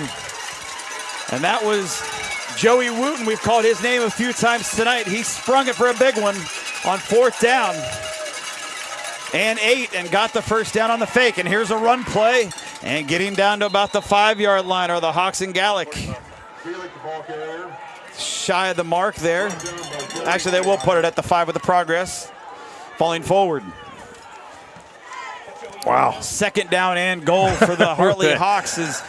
This could be a huge play, and you have to circle that fourth down fake with about a minute left to go in the third if Sheridan cannot hang on. We've had everything except a pizza delivered at midfield tonight, Hank. Gallick under center. Lathan again, the deep back. 2 receivers left side. Handoff, Lathan. Spin move left side around the end, and he's down about the 3-yard line. Took a couple of pops before it happened. but he did not get into the end zone. It will be 3rd and goal. Boy, I thought he was going to spin at it like he has all night. General defense stiffens once more. And that will end your 3rd quarter of action here at Whitefield in Newark. What a game. Division IV, Region 15 semifinals, a thriller. Sheridan scores the only points of the quarter to extend their lead out to 13 after 3. You see it, 34-21. Will the Generals live on to play for another week? Back with the 4th quarter after this. Friday Night Lights are back. So is the community band. Our local teams have conditioned, trained, and prepared to make this a special season. You can help by coming out to support your favorite team and being a part of the Friday night experience. The Community Bank is proud to be the presenting sponsor of the MBL Football High School Game of the Week.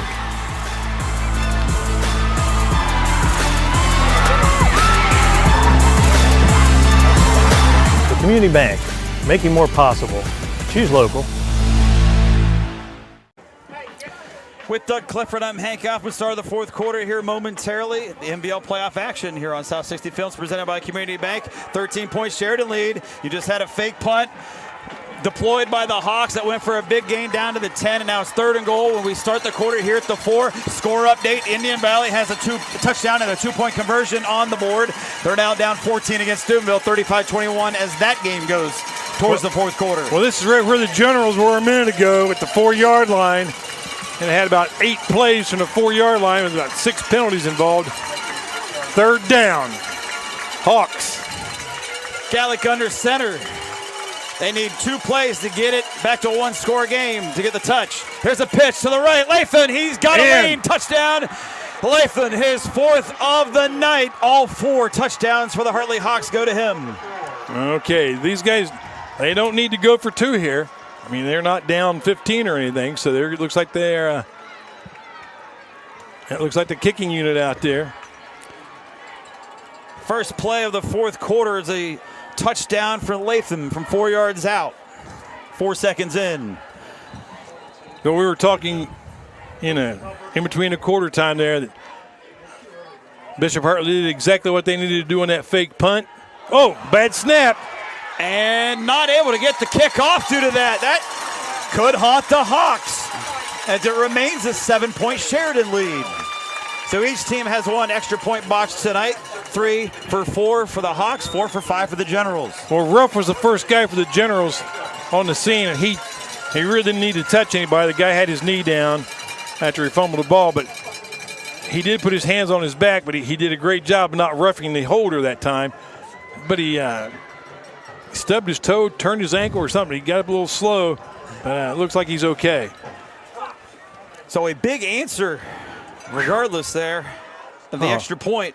Not getting kicked by the Hawks. They get the touchdown, sprung by that fake on 4th and 8 on a fake punt. When they took it all the way down to the Sheridan 10, 3 plays later, in fact, they pounded in. Well, I think we've seen both these head coaches tonight. They're not holding anything back. His big passes down the field, fake punts, reverses. Well, these guys are well aware of that. It's win or go home time. 71-yard scoring drive that time for the Hawks. Culminated by Latham's 4th touchdown from 4 yards out. 4 seconds into the 4th quarter, a lot of 4s. Here we go, return at the 15 for Sheridan. Out past the 20. For about 10 yards to the 25-yard line. That's where Caden Sheridan and company will set up shop for this go-round. Well, I tell you what, you could almost put down money on who's going to make the tackle for Bishop Hartley that time. Thomas Williams, number 20. I think it's the 2nd or 3rd time I've seen him come down and make a solo tackle on kickoff. He's a far guy on the sideline over there, and he comes flying in. Obviously, he goes right to the ball, and he does a great job of it. All right. Long field for the Generals. It's not been what they've done most of the time tonight. They've had a couple of short field opportunities that they've taken advantage of. See how the Sheridan Generals offense come back out on the attack with an answer. After it's back to a 1-score game. 3 receivers, twins to the right. 2 backs in the backfield beside Caden Sheridan out of the snap. It's a fake and a pitch to the right. Moving forward near the 30 and will get dropped at about the 30-yard line as your ball carrier here for Sheridan. Corey Holden, number 3, a junior, 5'9", 165-pounder, getting a rare talk and touch tonight. That's about the third or fourth tailback we've seen it from the Generals tonight. They do have some depth. A lot of guys on that sideline. Holden will be somebody to be reckoned with for sure, more so with a bigger role next year, obviously with Justin Munyon graduating. The leading rusher in Sheridan history. Back split again in the backfield. 2nd and 5 after the 5-yard gain. 3 receivers to the left. Handoff quickly. Bursting forward. Left side of the line is none other than Justin Munyon. Close to a first down. Looked like a trap block by the right guard coming across. Blocking somebody on the left side of the line. Just short of the first down.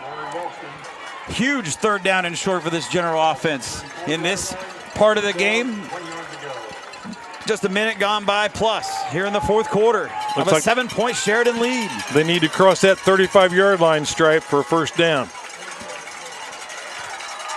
Score update after the play. We have another update for you. Here's a fake and a keep, and I think he's short, not going to get it. Caden Sheridan had to get to the 35, and he faked it off to Munyon, tried to dive, and he couldn't get it. He read keep on that exchange, and the Bishop Hartley, they stuffed him. That's all there is to it. I mean, they had that play stuffed. And it's 4th and 1 for the Generals on their own 34. And barring a fake that we just saw from Hartley at the end of the 3rd. Here they come. Here they come. You would expect the Generals to boot this one away, trying to hang on to the lead. Oh, there it is, a fake. Running around the end. First down, Sheridan. And a flag at the end of the play out of bounds for some extracurricular action. Well, number 24 for Bishop Hartley pushed him. He didn't even hit him. He just pushed him, but he was clearly out of bounds. So how about that? What you can do, we can do, says Coach Paul Culver III with the fakes. I'm gonna talk to both coaches. I'm going to ask each one of them for 3 numbers from 1 to about 50, and I'm going to play a lottery ticket. By all means, this might be your chance, Doug. We've seen both fakes converted here in this second half. Late 3rd for the Hawks, early 4th for the Generals. Well, he made the first down with yards to spare, and they picked up an extra 15 yards for the late hit out of bounds. They had the ball 1st and 10 at the Hawks' 41-yard line. Oh, baby. And the Generals are on the move as they breathe new life as they convert a 4th down and 1 fake punt of their own. It's an option to the right. It's a keep.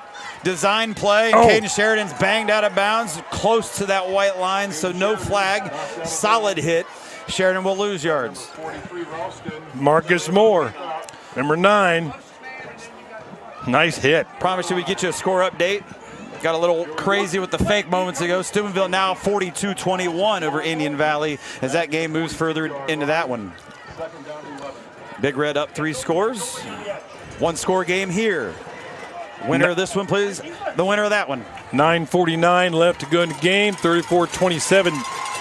Sheridan, 2nd down 11. 3 receivers to the short side of the field to the right. In motion now, Ruff from right to left. Going to wheel around behind the quarterback, but Sheridan's going to hand it off to the running back, and that's Munyon. And Munyon somehow nearly sprung out of there as he flips forward to the 38 of the Hawks. Well, Caden Sheridan got hammered on that play. He handed off. I mean, that wasn't much of a read. That was a quick handoff, and he's basically just standing back there. And one of the Hawks come back and said, hello. So getting to the 37 was Munyon. They'll place it, making it 3rd down and 6. So you got about half the yardage needed. 4-down territory, Hank? I think so at this point. Field goal is probably way too long at this level for your kicker. 4 receivers, 3 deployed left side. Quick pass off the snap, and it's a completion. No, incomplete off the slant. Couldn't hang on to it was Winders. Winders would have been about a yard shy of the first down at the 32 had he caught it. Here comes the punt team. So do you go for it? Coach Paul Culver III elects to not, so we think. Let's see. We shall see. As the Hawks have a guy back at their own 9-yard line, is number 9 for the Hawks, awaiting the punt. If it happens, here's the snap. Munyon will kick this one, shanks it off the side of the foot Not what he wanted, obviously. And so Sheridan has set the Hawks up with much better field position than anticipated. They didn't even, I think they got back to the line of scrimmage. Punt, you're right, goes for no yards exactly at the line of scrimmage. 37-yard line, it flew out of bounds. You know, I know the thinking, you know, you want to just kind of pooch it down the field. But, you know, that would have been a great time just to kick the snot out of the football, and even if they had to give the ball to him at the 20. Well, dramatic time. Oh, Under baby. 9 minutes left to go in this game here in the fourth of a one-score, 7-point Sheridan lead. Hawks with the ball back, and they're going to run with it as running around the right side, or trying to, but not able to get positive yards and losing yards. There's your ball carrier, Winbush, to the 35, losing 2. I think that was Munyon at the bottom of that skirmish. He held his ground, made the play. His teammates caught up with it. Winters in on that tackle. Second down and almost 12. Big defensive stop for Sheridan. They want to get that momentum back. They were starting to slide here as the Hawks scored the last touchdown of this game on the first play of this fourth quarter, and then just stopped the Generals from penetrating down for a score. You know, we may have seen the last of the Bishop Hartley punt team. Latham in the backfield, the deep back again with a fullback. Gonna throw it. Rolling left, looking downfield, throws on the back shoulder, and it's caught at the 46 by Winbush. Short of the marker by about a yard, so it will be third down. Well, I had my eyes on the other receiver. It looked like he went down and ran a curl. The quarterback had his eyes on Winbush all the way. That sophomore quarterback, nice strength thrown out on the run, that back shoulder to complete it. A nice throw. Generals, though, defensively do the job downfield. They stop the first down, but they got to do it here on 3rd and 1. Called a 3rd and 2, actually. They'll mark at the 45. Here's the play, handoff, and fighting for the first down and getting 3 yards, enough for it. Here's your running back again in Latham. First down, you bet. The initial play there for Sheridan's defense nearly got him in the backfield, the line of scrimmage. Well, most high school backs would have been tackled for no gain on that. Latham bounced off that mess in front of him and just got enough for the first down. I mean, he may be a sophomore, but he's got the heart of a champion right now. And he's built like a collegiate, 6 foot 210. He shifts in the backfield, left side. 2 receivers bunched to the right. Inside reverse. Look, here's the run, left side, and into Sheridan territory, past the 45 and taken down after a big gain near the 44. That's Joey Wooten getting about 8+ yards. Boy, number 86, we've been talking about him all night on defense. But I tell you what, he drilled Sean Griffey on that block. I mean, Griffey landed about 8 yards down the field in the wrong direction. Dramatic setting in here at Whitefield in Newark of your Division IV Region 15 semifinal game. Who's going to move on for another week? 2nd and 2, look at a pass. Fires, complete. Perry at the 40 of Sheridan makes a couple moves. A stiff arm to get to the 35, making it the 34 now, the Generals. Well, you know, I really like the passing game for Bishop Hartley. I mean, most wing T teams don't have a very good passing attack, but their passing attack is excellent. And the thing I like best about it is their quarterback is never rushed because he's on a semi-roll. He's running away from most of the pass rushers. He's got blockers in front of him, and it gives him plenty of time to make a throw, and he's done a great job tonight. 10 yards on that completed play to Perry. Inside. Look at that, double handoff. Nowhere to go, no gain. That's the play they ran earlier in the game. Picked up about 9 or 10 yards on, not this time. We are under the midway point here of the fourth quarter with Bishop Hartley and the Hawks on the move. Sheridan's defense bending, not breaking, and they hope they don't break if they want to win and move on to next week. 5:30 left in the game, 2nd down and about 10. Out of the gun. Or check that. Yes, Gallagher out of the gun with a handoff to the left of Perry, who came in motion. General's there to ride him across the field, so he didn't get much. In fact, he might not have gotten the first. Depends upon the spot. Oh, he's well short of the first down. beg your pardon, it was at the original line of scrimmage. Only 1 yard. That was a laundry tackle that time by Hayden Henry. He got hold of that jersey and did not let go. It's only a 1 yard gain. 3rd down 9. This is 4 down territory no matter how you look at it. Hawks got to get to the Generals' 24-yard line to keep possession of the ball. They're looking for the tying score. Clock running. 10 seconds on the clock. 9-8. Hawks running short of time here. Crowd getting loud on this 3rd and 9. Hoping for the Sheridan General defense to step up. Did they step it in time? 0 on the clock. We'll timeout or penalty? We'll see if it's a timeout or a penalty. I think you're right. I think it's going to be a timeout. It is. So timeout was granted for the 16th-year head coach Brad Birchfield.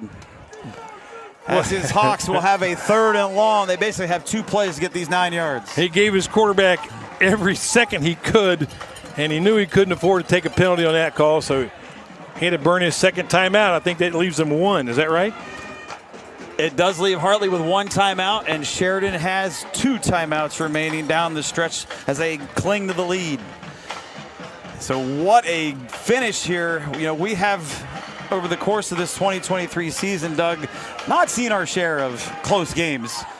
This by far could be the best and closest of them all. Oh, no doubt about it. You thought that was going to be the case when you come up to the press box, and you're absolutely right, Hank. It's the tightest game we've done all season. I mean, Coach Birchfield knows he called that timeout. He didn't really want to have to do that, but he knows this is his last best chance to tie the game. Low snap, fielded out of the gun, thrown on his right, and completing downfield are the Hawks for a 1st down as Gallick found his target. I believe that was Perry, and it was. Well, I'll tell you what, their passing game is outstanding. I mean, that is a precision route. Watch him run away from the rush. The Generals on the play side, they can't really attack. They have to run laterally to keep contained. That doesn't put any pressure on the quarterback. It keeps him inside from running, man. That's about it. So now we're under 4 minutes left to go here in the 4th quarter. Hartley converts a 3rd and 9 after the timeout. Here's a counter run right, and moving forward. Oh, the ball's did the on ball the ground. come out at the 16? I think if it did, the Hawks maintained. Yes, they did. Fortunate break for them. Take one more look-see, if you will, on our screen of the replay. Slow-mo time. If it came out, his knee might have been down first. Regardless, the Hawks have it. 2nd and 5. 5-yard gain on the play for Latham. 3 receivers. Check that, 2 receivers. Bunch to the right. It's a pitch Latham, short side of the field. And depending upon the spot, he's going to be short, but how short? Latham on the pitch. Very short. Only a yard they're going to mark it, it appears. At the 14. So the Generals do an excellent job right here. Great job by their defense that time against one of the best backs we've seen all year. No doubt about that. So 3rd down again for the Hartley Hawks. They try to tie the score up on this drive. Sheridan trying to send them packing. We got a big eye formation here. There's some Crooksville fans that love this call. Yeah, that power eye with the 3 backs, like you said. We're going to have a timeout now called by Coach Culver III, leaving his team with 1 now remaining. They want to talk things over with this 3rd down and 4. As again, they try to shut the door on Hartley and the Hawks season and continue to move on and make it 4 wins in a row and play next week. As we get another score update. As we keep it coming, Indian Valley scores again back and forth, but you can't do that right now on the scoreboard against Steubenville as the Big Reds still have a 2-score lead there at 42-27. Okay, Hank, let's look into the future here. Let's say the Hawks get their touchdown. Are you going to kick it, or are you going to go for the win? I mean, that's a pressure-packed question, isn't it? Oh, baby. All in one.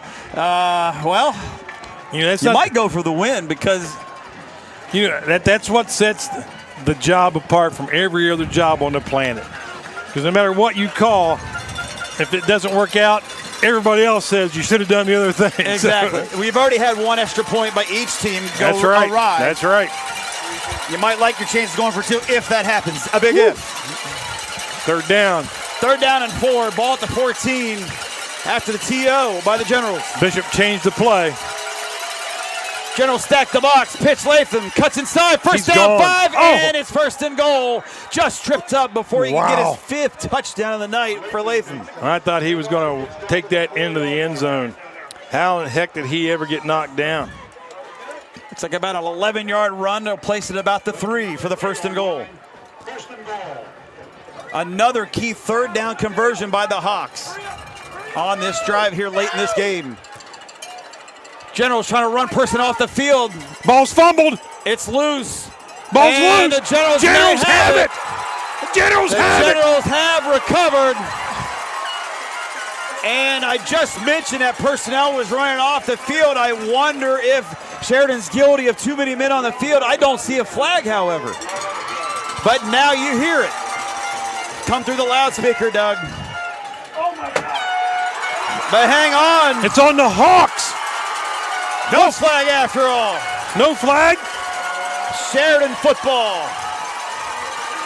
They have recovered at the 7-yard line to the chagrin of the Hawk faithful that made the trip eastward. Well, there's one of the referees in the crew. His assignment is to count the players. And we saw a kid come running off for Sheridan at the very last second. The Hawk coaches here in the press box think there might have been 13 guys on the field. I was just say not only one, there may have been 2 guys that did not get off the field, Doug. I mean, I think the head coach at Notre Dame could take a lesson from these guys. All we got to play with 10, Generals play with 13. Well, there is no instant replay at this level. No, there's not. And it's now a turnover with that fumble. Hawks have 1 timeout. Yeah, with 2:52 to go in our game, Sheridan hanging on to a 1-score lead. They have the ball. Man, they got to hang on to the ball here and take as much time off the clock as they can. What we got? Yeah, had confusion with the formation. Didn't get in cleanly. Coach Culver has to burn a timeout here. That is their last timeout used right here at the 2:52 mark, and a couple in the last couple minutes. I used to tell the referee on our sideline in this situation, I said, if I stop the clock, kill me. Don't call it. Ignore me. But Coach Culver, the Generals weren't lined up. They were in the wrong place for the play they had called. You have to use a timeout in that situation. You can't take a half the distance penalty from the 8. Not with this defense. Now, granted, you know, we got the crew down there working hard like they always do, and each and every Friday for us, Doug. Unless they can somehow pull that up and they go through and start doing the little pencil marks on the screen to see how many guys were literally on the field when that snap happened. Sheridan pounced on that fumble, and the officials did not see it that way. And regardless, Sheridan has the football here, and they just got to hang on, pick up a 1st down, and salt away the victory. And that ball came out late, Hank. I mean, it didn't come out forward. It came out backwards. Oh, it looks like 37 guys. We're coming back to live action before we can sneak out replay in there, but they're working hard to see if they could count through that possibly for us. 2:52 in the game. Regardless, 1st down, 10 at the 8-yard line. Trying to hop would-be tacklers to the 10. I believe that was Munyon. Yes, it was. And Munyon likes to do that each and every time we see him. Clock is running. Yes, he got called for that one game, didn't he? He has. Hurdled over a guy. Clock still running. Here. Didn't pick up much. Clock is a huge factor, obviously. So does Hawks have a timeout? Hawks have 1, and it looks like, Doug, they want to hold on to it and see what happens here on 2nd down, probably. You bet. You bet. 2nd and 8. Ball at the 10. Munyon, the deep back. Comes up, making sure him and Caden are on the same page. One lone receiver out left. Munyon gets it. Right side of the line, inside the guard and the tackle, and he's just back to the line of scrimmage at the 10, no gain. Here's 3rd down. Will the Hawks use that timeout or not right here? It's still ticking. You know, in the punting game, the Hawks have come dangerously close to blocking the punt more than once. And I don't think they really had a punt block on. I think their guy just came across the line so quickly. Caught the Generals by surprise. So, you know, you block a punt here, you make that double thump, you win the game. Well, minute 33 and counting. No timeouts left for Sheridan. They have to snap it before 1:21 hits on the clock or it's a penalty. They got to snap it in 5 seconds here. Now two. You better hurry. Oh, they might take a delay. They're whether taking they wanted a delay. to or not. They didn't want to. They just didn't get the line of scrimmage fast enough. Delay game, Sheridan. So they milked the clock for what it's worth, Doug. Again, did they want to take the penalty or not? It's half the distance to the goal down here, but regardless, you're helping Hartley with That's more right. yardage that could be important if they come up with a third down stop of the Generals on offense. That's right. You know, if Sheridan does what they've done on the previous plays, they're going to run it up the middle. They're going to, force Coach Burrsfield to burn that third timeout, and that's going to give the Hawks about a minute to go in the game, and I don't see a punt going beyond midfield in this situation. Penalty pushes it to the 5. 3rd and 13. $1:19 to go. And it's a handoff. Left side, Munyon. Oh, could he get the block to Springer for a first down? He's out of bounds. He's going to be short, but he picked up a lot of yards there on that play. But he went out of bounds. But he did go out, stopping the clock, not picking up the first down. Another problem, a double whammy for Sheridan means they're looking at a punt coming up here with just over a minute to play. Now the Hawks are going to get the football. Gain of 8 for Munyon, needed 13. Oh, we got too many. 1, 2. I don't know how many guys. I think Hartley has 9 guys on the field. 4th and 5, Sheridan punting from their own end zone. Kicking it away, Munyon with no pressure. It'll bounce at the 44, past midfield, in the Hawk territory. Generals will let it go. Oh, baby, to use your phrase, touchdown at the 38-yard line. I'll tell you what, I really didn't see a punt going past the 50 in this situation. Hawks have it 1st and 10, 59 seconds on the clock. They have a timeout, Hank? Hawks have one timeout with that 59-6 to go. They will place it at the 37-yard line, and they must go 63 yards for the score. Well, Munyon went out of bounds on his last carry. Saved that timeout for the Hawks, but they got a break on the punt. It wasn't fielded, and it rolled down to 38. What a doozy, what a dandy, what a game. Down the final minute. Hawks spread the field, 4 receivers, 1 blown back at Latham, rolling right. Gallick takes off with the feet, and he's going to get banged hard at about the 40-yard line. Did he get out or stay in? It appears he's out. He's out of bounds. With 52 seconds left. Gain of about 3. It's a nice job on his part. He didn't like what he saw down the field. He read that his receivers were covered. He kept the ball, ran out of bounds with it. Lived to play another down. Nice heady play. Sean Griffey helped on that stop. 2nd and 7 for the Hawks at the 40. Indian Valley has just scored again. Look out. Couple of barn burners for you here late tonight. 42-35 Steubenville by a score. One-score game here. Hartley with the ball. 2nd down. Chucking. Sidelines. Streaking. Catching. No. Incomplete. Perry couldn't catch that one in stride off his hands. Oh, that ball looked to me like it was right on the money. What a call by 16th-year head man Brad Birchfield, a 3-time state coaching champ here at the school. I think that's the first pure drop back pass we've seen. Let's see how close it is. Oh, what a call. On the money, Perry had a big play in him, couldn't hang on. Generals still take it. 3rd down and 7. Again at the Hawk 40. That guy's not running past you to go get a hot dog. Quick pass, he's wide open. Doug, that's a breakdown defensively as it's a 1st down Hawks at the Sheridan 47. Clock will stop to move the chains. That's 13 yards. They'll set the clock in the chains. 39 seconds. Clock will wind. Once they set them, they do. 32 seconds, clock running. Quick pass, inbounds Perry. He's got it wheeled towards the out-of-bounds line. He's inbounds. And he's in. He's That's inbounds. great for the Generals. Will they use that last timeout? Coaching staff up here for Hartley hollering for it. They're going to spike it. They're going to spike it now. With 14 seconds left, the Hawks have 41 yards to go as we have quite the game down the stretch of this one. Oh, Hank. It's a heart stopper. and a timeout. It had to be the Hawks because Generals don't have any. The Hartley Hawks still have one timeout in the bag. And that Steubenville Indian Valley game has gone final. The Big Red of Steubenville, the top seed in this region, has moved on, winning by 7 tonight. Somebody had to call timeout here. Hawks had to call timeout. Well, and then I look up. Yes, they did. They did use that last timeout. It looked like they spiked it, and now the timeout has gone off the board. Correct, Doug. Too much time to confer. Well, you know, the coaches upstairs wanted the timeout called. They didn't go with that. They went with a spike and had to use their timeout anyway to set a play. They have to get a first down here, but they can't get tackled in the field. If they get tackled in the field, this game might be over. Expect Hartley to look for big plays downfield. Sheridan knows it's coming. Only 3 down linemen. Out of the gun. Back to pass. It's Deep deep. left side. Up in the air. Caught. No. Knocked away. A saving touchdown tackle right there on that one for Sheridan. With 7 seconds left.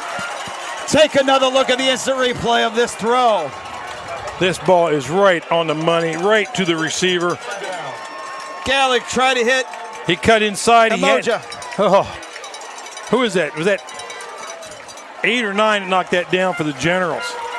Emoja had a chance for the Hartley Hawks, but no. The Generals defense there to hit it free. Could it be your final play of the game? 7 seconds left. 34-27 Sheridan. You see it. So the Generals are playing really tight on number 5 on the far side. We got flag down. Neither team has a timeout left, but like you said, we have flags. Delay on the Hartley Hawks will make it 5 yards harder. Well, I know one thing. The Sheridan Generals better get that secondary. You can't let those guys run behind you in this situation. I mean, you have to stay behind them. Sheridan's won 3 straight coming in. Hartley's won 6 straight. Somebody's going home. Oh! Hit as he threw, and it's up in the air, nearly intercepted. The clock will stop with 2 seconds left, and a 4th down looms, so there's still one more play for Hartley and one more for the Sheridan defense if they want to move on. Well, that's the first time the Hartley quarterback has been touched on a pass play, and he was really touched by number 77. Creed Hill came in from his defensive line spot and just nearly knocked the quarterback in next week. Well, this has got to be it. There can't be any more than this play. Creed Hill is a beast, 6'3", 200-pound sophomore. Another great up-and-comer for Sheridan. Here we go. Your final play of regulation.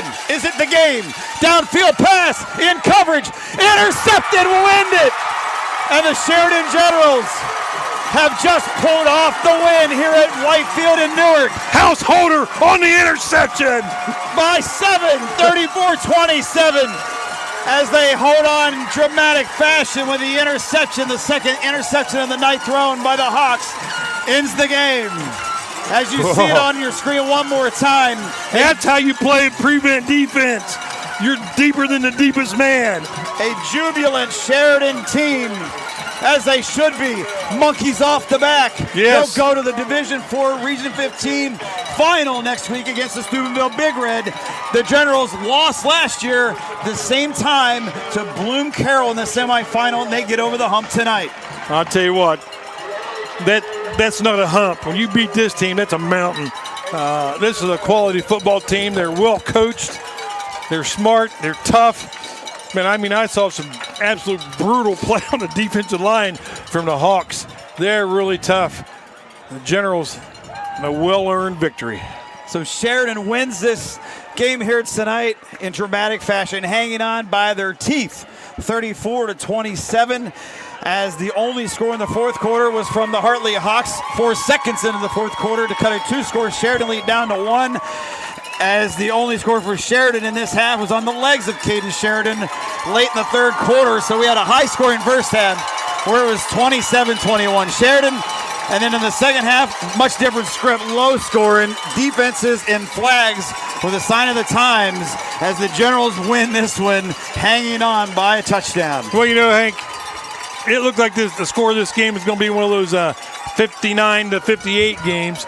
but the defense has finally showed up, played tough in the second half. Some clutch plays by both squads, but in the end,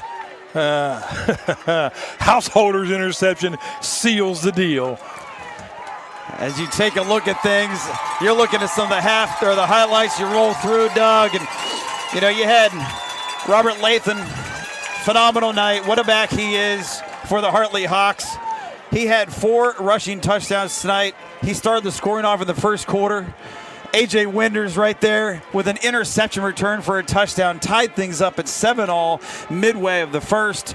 Caden Sheridan, his first of 2 rushing scores, comes right here as we keep rolling on the postgame with you. You know, Hank, even the highlights are nerve-wracking, and we know what's going to happen.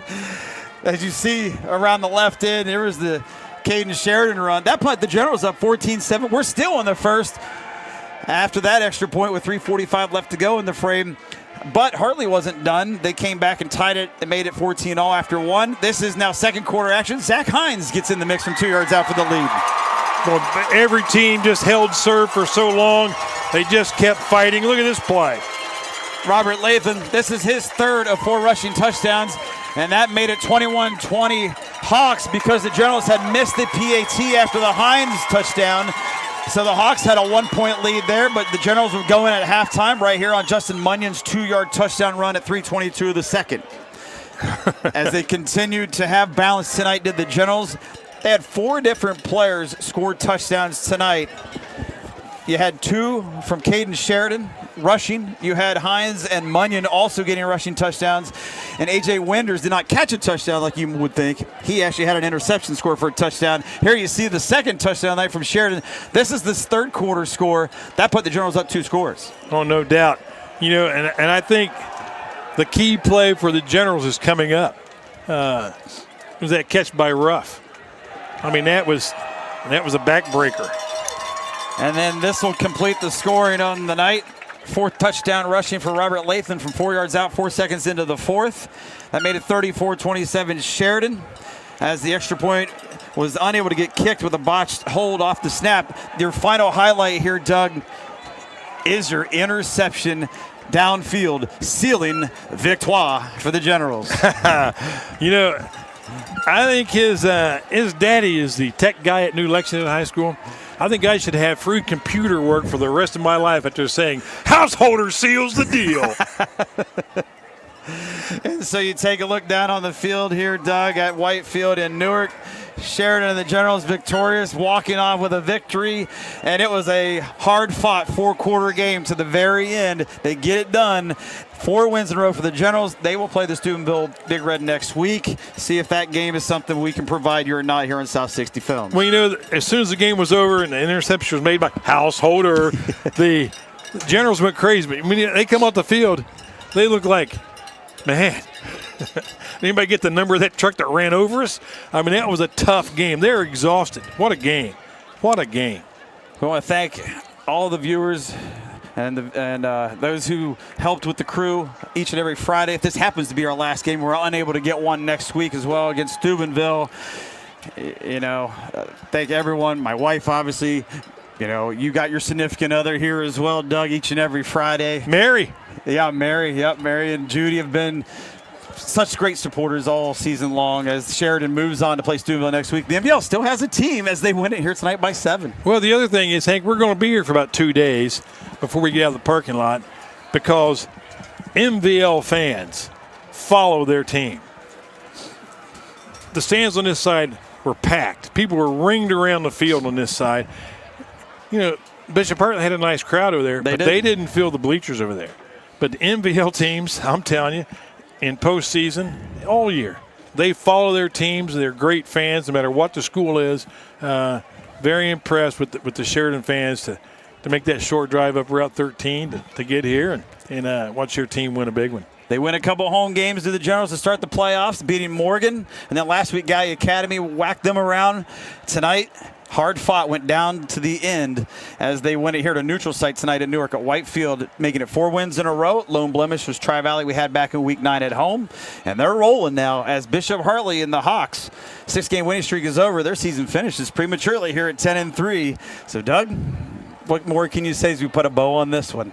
Oh, man, I have nothing left to say. I mean, what a great game by both teams. Great coaching on each sideline. Fake punts, interceptions, reverses, long passes. This game had it all. Had every bit of the excitement you expect in Week 13. Thanks once more, everybody, here on South 60 Films, presented by Community Bank. MVO action, playoff action here for you in the MVO Game of the Week tonight. Winning are the Sheridan Generals as they continue to move on. They'll play in Week 13 as they will play in the Division IV Region 15 final next week against the Steubenville Big Red. Have a great Friday night, weekend, and week, everybody. Until then. Friday Night Lights are back. So is the Community Bank. Our local teams have conditioned, trained, and prepared to make this a special season. You can help by coming out to support your favorite team and being a part of the Friday night experience. The Community Bank is proud to be the presenting sponsor of the MBL Football High School Game of the Week.